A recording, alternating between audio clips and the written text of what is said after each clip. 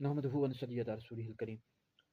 पारा नंबर 4 सूरह निसा में इरशाद रब्बानी है, हुर्रिमत अलैकुम उम्महातुकुम व बनातुकुम व अख़वातुकुम व अम्मातुकुम व खालातुकुम व बनातुल अख़ी व बनातुल उख़्ति इला आखिरी, यानी आखिर तक ये कुरान मजीद की आयत है।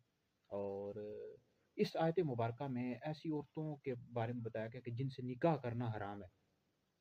तो इसका तर्जुमा कुछ यूँ है कि तुम पर हराम कर दी गई तुम्हारी माएँ, तुम्हारी हुर्रिमत अलैकुम उम्महातुकुम व बनातुकुम, तुम्हारी बेटियाँ, बहनें, खालाएँ, फूफियाँ, भतीजियाँ और भांजियाँ।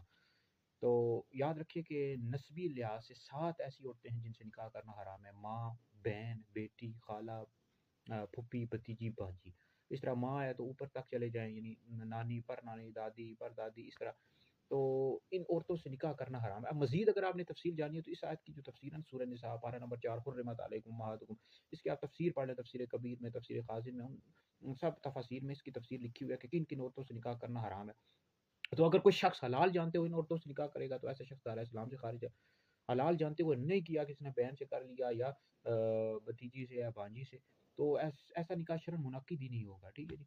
तो उस पर लाजिम है कि फ़ौरन इससे जुदा हो जाए, ख़त्म कर दे, क्योंकि ये जब तक उसके साथ रहेगा ये तो ज़िना होता रहेगा। तो ये निकाह शरअन मुनक्किद नहीं होता इन औरतों के साथ अगर कोई निकाह कर ले।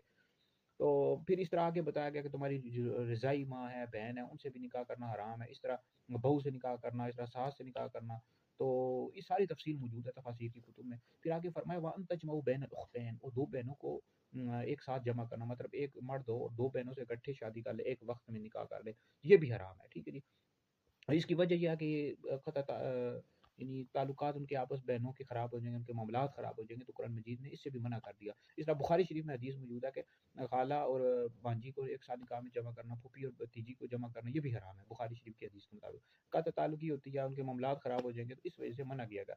तो बहरहाल नस्बी एतबार से 7 ऐसी औरतें हैं जिनसे निकाह करना हराम है। माँ, बहन, बेटी, भतीजी, भांजी, फूफी, खाला, इस तरह दादी, परदादी, नानी, परनानी। उसूल से भी निकाह नहीं कर सकते, यानी जिनकी आप नस्ल से हैं, और फ़ुरू से भी, जो आपकी नस्ल से हैं, जैसे बेटी है, फिर आगे उसकी बेटी है, भतीजी, भांजी, तो उसूल से भी निकाह नहीं कर सकते, फ़ुरू से भी नहीं कर सकते।